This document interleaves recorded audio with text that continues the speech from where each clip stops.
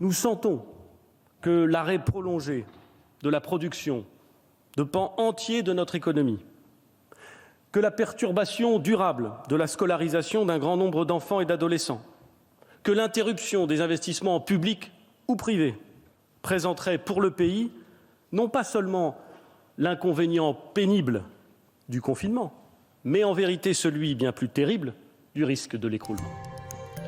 La crainte du chef du gouvernement repose sur le constat d'une économie française à l'agonie. Le pays compte désormais 11 300 000 personnes en chômage partiel, plus d'un salarié sur deux. Le dispositif permet aux salariés du privé d'être indemnisés à hauteur de 84% du salaire net, rémunération plafonnée à 4,5 SMIC au maximum. Mais l'économie française ne peut se le permettre indéfiniment. L'État prévoit donc de baisser progressivement la prise en charge des salaires à partir du 1er juin. On a quelques semaines pour s'organiser, pour commencer, tout en continuant à sauver des vies et évidemment en protégeant les salariés, à relancer l'économie, ce qui est indispensable parce que s'il y a l'écroulement économique, il y aura des drames sociaux.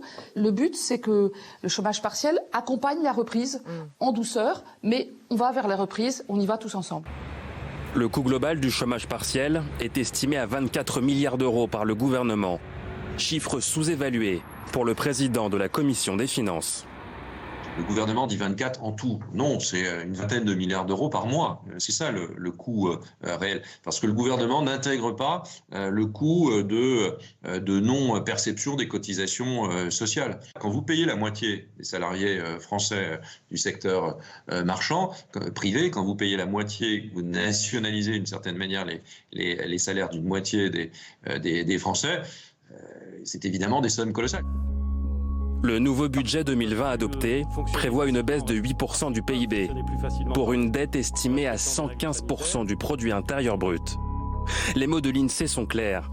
L'économie française est sous anesthésie et n'assure plus que ses fonctions vitales. Certains secteurs d'activité, comme l'hébergement-restauration, sont touchés à plus de 90%. Et le nombre de chômeurs en catégorie A a explosé de plus de 7% au mois de mars. Il faut tout faire pour que cette récession et ce chômage du mois de mars ne deviennent pas la règle commune sur les mois qui viennent.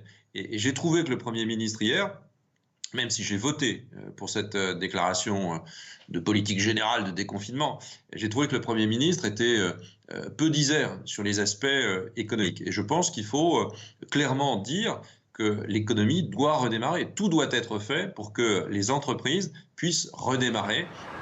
Le gouvernement a annoncé un plan de reprise de l'économie pour septembre ou octobre prochain. Il tient en 4 piliers.